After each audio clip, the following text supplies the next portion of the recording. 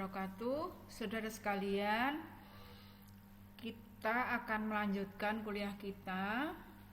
Materi ini adalah materi yang ketiga, berkaitan dengan penelitian geografi. Nah, kita mungkin akan mengulang tentang objek formal dan material.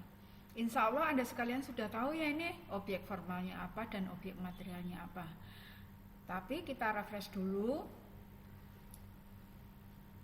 tentang objek formal dan material ini, walaupun Anda sekalian mungkin sudah tahu. Nah, ini mohon maaf bila saya mengulang sedikit. Nah, ini refresh agar supaya nanti Anda bisa melakukan penelitian yang memang benar-benar bersifat geografis. Nah, mengapa penelitian itu perlu bersifat geografi ya, bersifat geografis. Jadi di sini kenapa seperti itu? Nah, Anda tahu mungkin di mata kuliah lain bahwa Indonesia itu rawan bencana ya. Satu, karena di antara posisinya di antara 3 lempeng dunia gitu ya.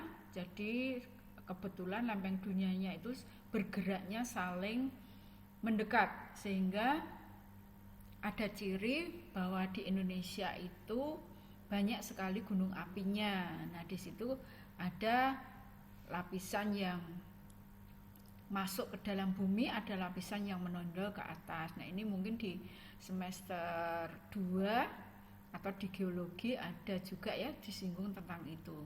Nah, bencana eksternal itu contohnya adalah terkait dengan tenaga curah hujan yang ada di Indonesia. Nah, ini juga mempunyai tenaga yang besar curah hujan ini ya. Jadi Indonesia dibagi menjadi 3 wilayah. Yang barat itu yang tinggi, tengah sedang, timur itu yang rendah. Nah, curah hujan yang besar ini nantinya akan membawa material-material yang ada di permukaan bumi kemudian sampai ke bawah. Nah, itu nanti akan mengakibatkan banjir gitu ya. Kemudian longsor gitu. Nah, ini rawan bencana. Contoh bahwa di Indonesia itu rawan bencana. Jadi dari gunung apinya, endogen, kemudian dari eksternalnya. Kemudian juga cuaca itu ya. Cuaca itu juga nanti biasanya akan terkait dengan kesehatan. Nah, itu rawan bencananya Indonesia seperti itu. Kemudian yang kedua adalah Indonesia multi ekosistem gitu ya. Multi ekosistem, Anda tahu multi itu banyak, ekosistemnya banyak. Nah, ini juga dibagi menjadi, ada yang bagi menjadi 2, ada yang membagi menjadi 3. Indonesia bagian barat gitu, Asiatik, Indonesia bagian timur, Australis, kemudian yang tengah itu yang peralihan gitu, multi ekosistem. Jadi apanya yang multi ekosistem? Karena iklimnya berbeda, maka ekosistemnya berbeda. Ekosistem tumbuhannya akan mengikuti pada hewannya. Tapi kalau terkait dengan manusia itu ada juga yang menyesuaikan dengan alam, tapi yang namanya manusia itu juga akan merubah alam. Nah, itu multi ekosistem. Nah, dari kedua ini maka terjadi masalah lingkungan gitu ya.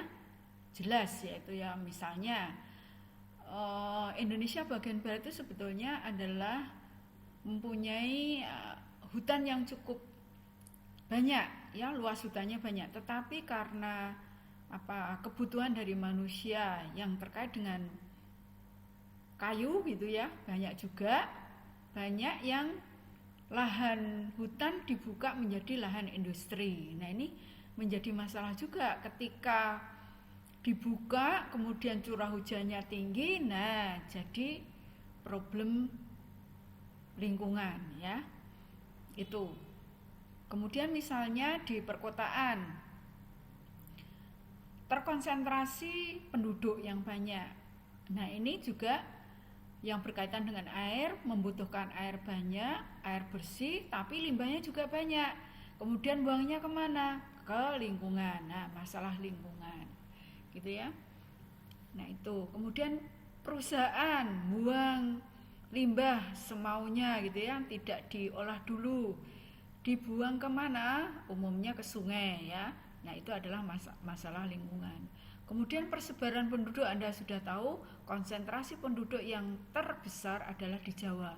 Kemudian di luar Jawa itu semakin lama semakin sedikit ya, jumlah penduduknya tidak merata. Di perkotaan banyak, di daerah pedesaan rendah gitu. Nah, ini juga akan masalah lingkungan nanti akan memunculkan kemiskinan, rawan bencana juga gitu ya. Jadi ini multiplier.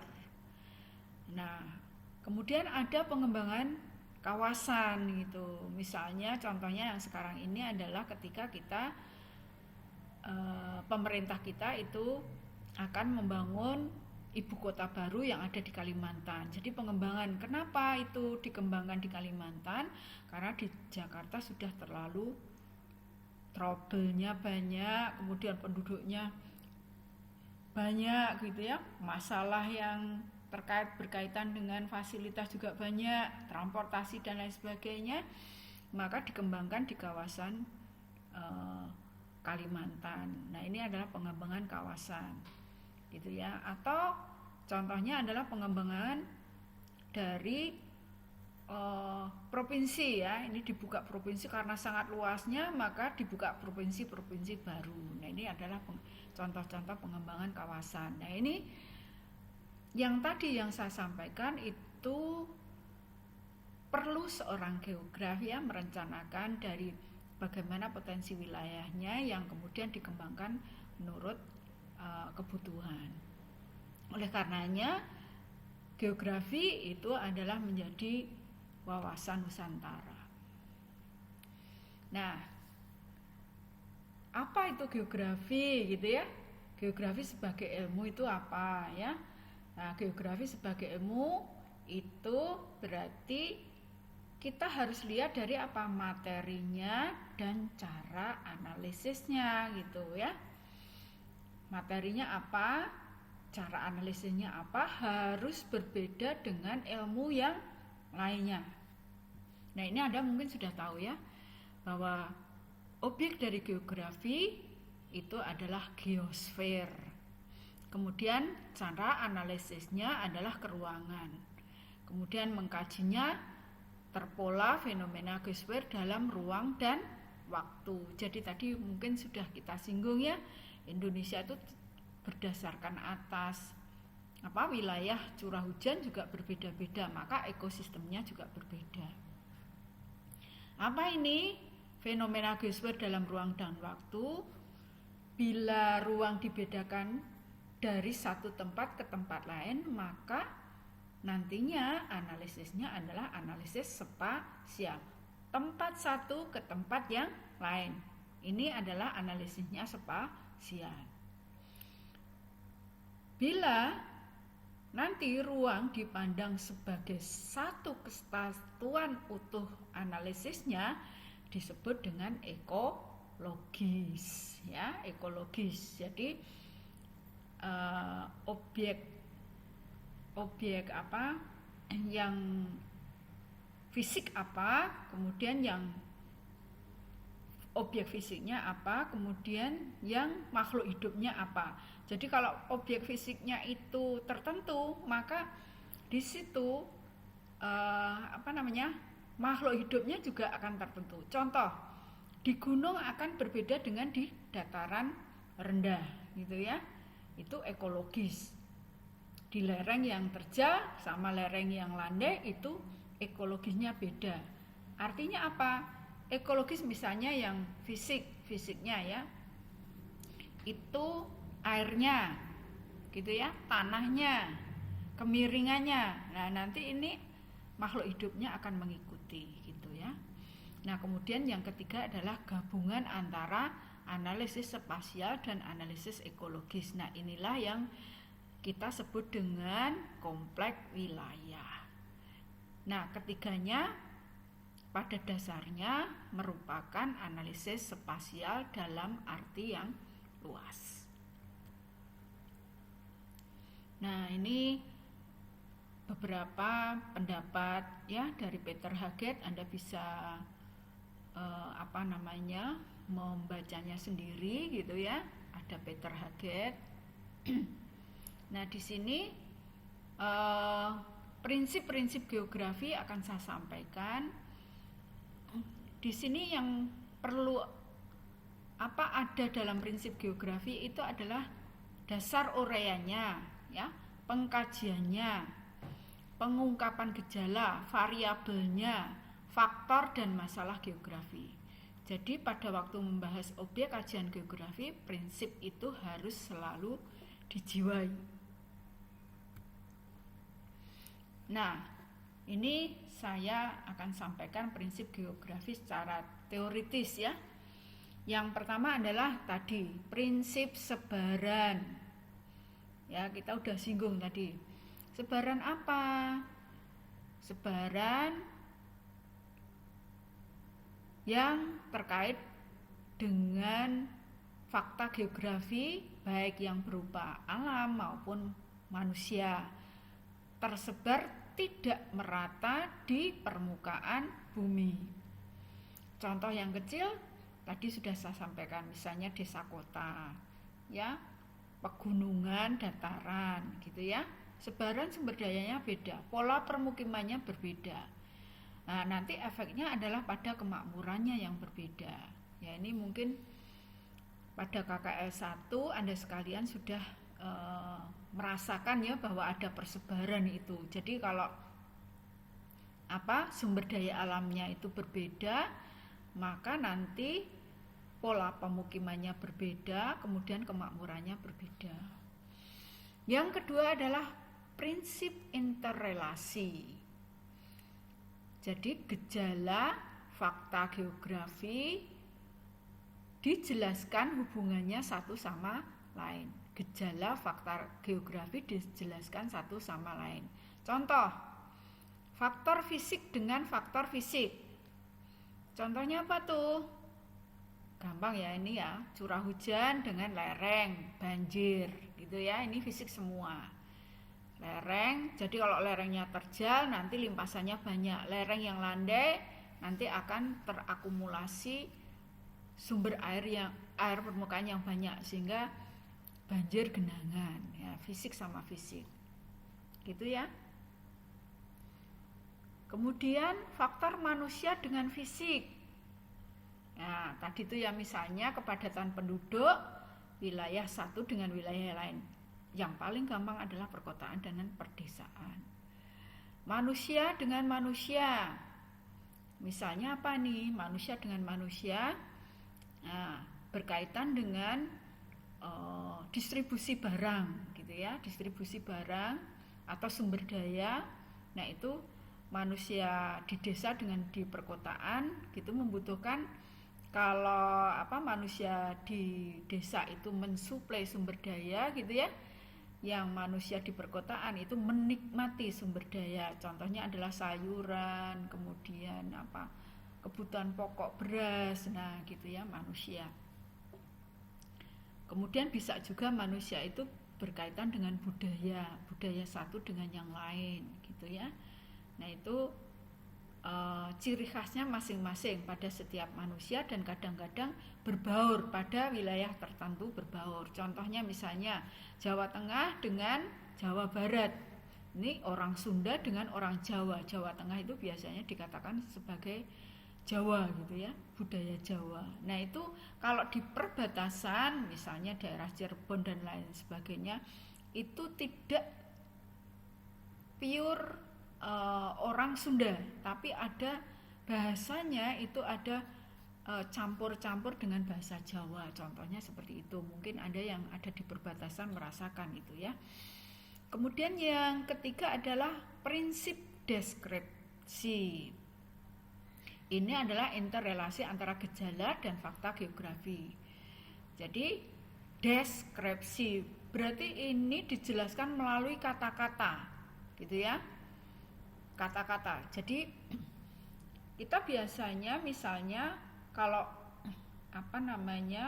penelitian geografi itu ada petanya. Nah, peta itu jangan didiamkan, gitu ya. jangan didiamkan, tetapi kita harus menjelaskan walaupun di situ ada simbol, tetapi harus dijelaskan dengan kata-kata. Jadi ini satu rangkaian gitu ya, ada peta, ada diagram, ada tabel. Jangan didiamkan, peta, diagram, dan tabel itu hanya berbentuk benda mati, tetapi harus diuraikan dengan kata-kata. Nah, ini namanya prinsip deskripsi. Jadi di sini deskripsi itu adalah memberi penjelasan, kejelasan tentang gejala fakta geografi yang dikaji. Nah, kemudian penyajiannya apa? Tadi sudah saya sampaikan bahwa penyajiannya ada gambar, ada tabel, ada diagram, kemudian dijelaskan dengan kata-kata. Yang keempat adalah prinsip korologi.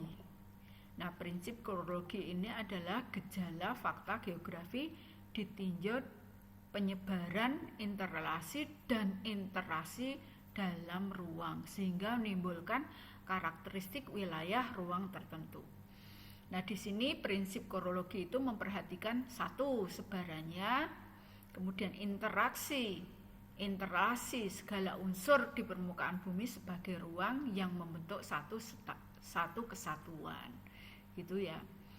Nah, jadi ini misalnya sekarang yang simple aja antara daerah desa dan perkotaan gitu ya, karakteristik wilayahnya sudah berbeda. Kalau daerah pedesaan itu banyak ruang yang terbuka yang ditanami dengan tanaman-tanaman pertanian. Sebaliknya dan ruang kota itu adalah ruang yang didominasi oleh permukiman.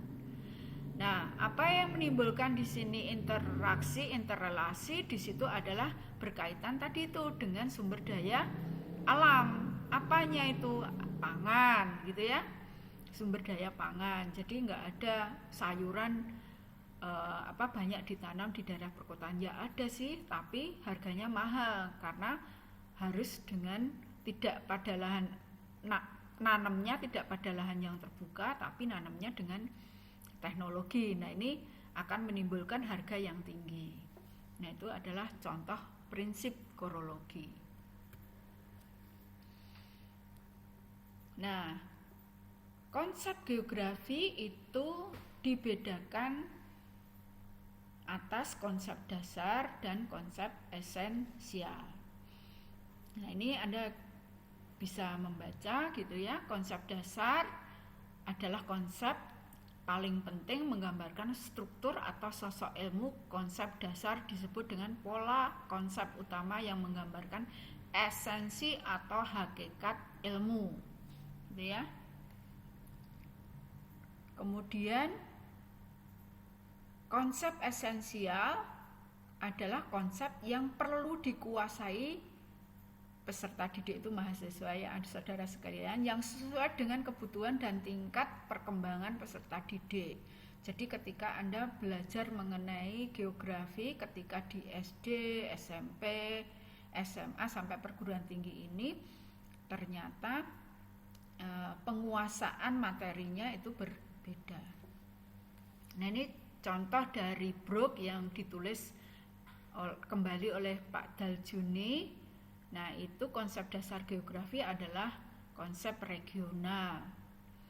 Nah, pertautan wilayah tadi itu ya, area coherence, interaksi keruangan, lokalisasi, kemudian arti skala, kemudian konsep perubahan.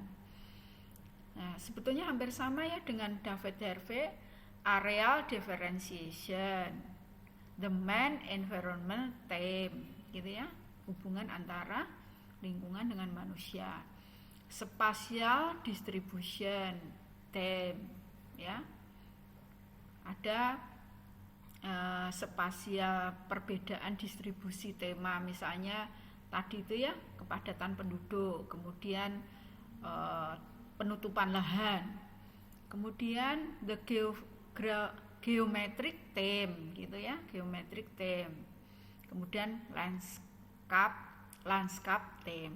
Nah, ini adalah sebetulnya dua-duanya hampir sama. Nah, sekarang kita sampai pada pendekatan kajian geografi. Tadi ada ya, pendekatan itu ada 3 tadi itu. Kita lihat yang hijau itu sama merah itu ya. Jadi ekologi. Yang pertama itu ekologika gitu ya. Yang paling mudah adalah keruangan, spasial. Ekologika, baru keduanya itu menjadi kompleks wilayah. Ada 3 ini ya. Kemudian di sini, jadi ini pendekatannya. Kemudian nanti materinya itu adalah ada geografi fisik, ada geografi manusia. Kalau geografi fisik itu adalah identifikasi, analisis komponen fisik lingkungan. Komponen fisik lingkungan. Gitu ya. Itu. Kemudian kalau geografi manusia itu adalah identifikasi analisis komponen kultural. Apa itu manusia dan perilakunya. Nah, namun demikian ya dua-duanya ini ya pendekatannya ada 3, kemudian bidangnya geografi ada 2. Nah, ini ada toolnya ini di tengah itu supaya bisa memperlihatkan sebarannya. Maka kita menggunakan kartografi dan penginderaan jauh. Jadi di sini nanti ada metode pemetaan terapan inderaja untuk kajian lingkungan. Nah, semuanya ini nanti adalah menjadi analisis kebijakan pengembangan wilayah gitu. Nah, ini contoh ya, kalau kita mau membedakan mana ilmu geografi dan mana itu ilmu yang non geografi. Jadi ilmu geografi itu materialnya gitu ya, ada antroposfer, litosfer, pedosfer, atmosfer, hidrosfer, biosfer ya, semuanya itu dikaji gitu. Nah, tapi ada yang hanya mempelajari satu dari bagian materi dari geografi. Misalnya tentang apa? Litosfer. Jadi ada ilmu yang hanya mempelajari litosfer. Nah, ini di sini bukan geografi kalau satu litosfer saja ya. Jadi tidak ada interaksi antara yang lain-lainnya. Nah, ini kalau hanya litosfer itu nanti ahlinya bukan ilmu geografi tapi ahli geologi atau pertambangan. Demikian juga antroposfer, perilakunya gitu ya. Nah, itu bisa kependudukan atau sosial. Biosfer, biasa biologi, kedokteran atau kesehatan. Pedosfer. Nah, kalau pedosfer hanya pedosfer itu pertanian. Atmosfer itu ahli iklim dan cuaca. Nah, kalau hidrosfer saja itu bisa ahli sipil atau ahli hidrologi. Ya, cukup jelas ya. Jadi kalau geografi itu semuanya dipelajari ya. Tapi kalau satu bidang saja itu sudah ilmu yang lainnya. Nah, selanjutnya objek kajian penelitian geografi. Nah, tadi itu ya, objek kajian suatu ilmu kadang-kadang dipelajari oleh ilmu yang lain, objek materialnya. Gitu ya, antara lain geografi sosial dan sosiologi sama-sama mempelajari kelompok manusia pada satu tempat. Tapi jangan sampai lupa bahwa tadi ada pendekatan 3 gitu ya. Ada 3 pendekatan, keruangan, ekologikal, kompleks wilayah. Tapi kalau sosiologi hanya sosiologi saja berarti hanya perilaku manusia saja gitu ya, tidak memandang spatial differentiation nggak ada, ekologika nggak ada. Nah, itu sudah ahli sosiologi. Kemudian juga misalnya geomorfologi dan geografi fisik. Ini mempelajari bentuk lahan ya, geomorfologi dan geografi fisik mempelajari bentuk lahan. Nah, ini apa? Kalau nanti pendekatannya salah satu dari 3 pendekatan itu berarti sudah mempelajari geografis atau sifatnya sudah geografis. Tapi kalau geomorfologi hanya geomorfologi saja itu berarti sudah ahli yang dipelajari oleh ahli yang lainnya gitu. Nah, kemudian geografi ekonomi dan ekonomi gitu ya. Sama-sama membahas kebutuhan manusia dalam suatu lokasi tertentu. Nah, kalau ekonomi yang hitung-hitungan saja gitu ya, nah, bukan yang berkaitan dengan interaksi antar manusia atau antar fisik dan manusia, nah itu bukan geografi gitu. Nah, di sini yang membedakan satu dengan ilmu yang lain, satu ilmu dengan ilmu yang lain dalam hal ini adalah memecahkan masalahnya. Untuk memecahkan masalah adalah sudut pandang satu ilmu dalam memecahkan masalah atau dalam memberikan jumlah alternatif pemecahan masalah atau objek formalnya. Nah, ini bagian tentang objek geografi ya, kajian formal tadi ya. Formalnya ada 3, kemudian materialnya ada 1, 2, 3, 4, 5. Anda bisa membaca sendiri, saya tidak mengulang. Jadi tadi ya sudah saya terangkan mungkin mengenai pendekatan keuangan. Ini adalah mempelajari perbedaan lokasi mengenai sifat penting ya, atau series sifat-sifat penting. Oleh karenanya nanti kita bisa mengetahui bersama bahwa analisis keuangan menjadi fokus perhatian adalah penyebaran penggunaan ruang yang telah ada. Kalau ekologi, interaksi antara organisme dengan lingkungan sekitarnya. Kemudian nanti ada ketika nanti seseorang tengah mempelajari ekologi, terlebih dahulu harus mempelajari organisme hidup. Jadi ketika seseorang mempelajari ekologi itu harus mempelajari dulu tentang organisme hidup itu sendiri, lingkungannya di mana. Kalau dua-duanya itu berarti pendekatan ekologi. Nah, ini masuk pada pendekatan atau objek formal geografi. Tapi kalau hanya mempelajari organisme hidup itu bisa biologi, kesehatan, atau kedokteran. Sementara analisa kompleks wilayah kombinasi antara keduanya ya, antara pendekatan keuangan dengan pendekatan ekologi. Nah, jadi di sini nanti pada analisa yang terakhir ini terdapat beberapa wilayah tertentu yang didekati dengan menggunakan area differentiation. Nah, apa objek formal geografi? Ya, objek formal geografi adalah cara pandang dan berpikir terhadap gejala yang ada di permukaan bumi. Gejala tersebut baik berupa fisik maupun sosialnya. Nah, cara pandang pada objek dilihat dari organisasi keuangan, spatial setting. Ini meliputi spatial patterns, bentuknya ya, sebaran, pola, spatial system, hubungan antar gejala dan atau fenomena, kemudian perkembangan atau perubahan yang terjadi pada gejala atau spatial proses. Dari pandangan tersebut maka muncul beberapa pertanyaan. Nah, itu kuncinya ya, ini ya kuncinya di objek formal geografi itu harus ada 5W1H. Nah, ini Anda bisa membaca ya, what, apa, where, di mana. Nah, where ini ya, where-nya di mana, kapankah, mengapa terjadi seperti itu gitu ya, siapa, kemudian bagaimana. Nah, ini urutannya adalah seperti itu. What, where itu spasial, where. Kemudian kapan, di mana, berarti itu nanti ada ekologika. Kemudian kalau sudah who, how, itu berarti sudah kompleks wilayah.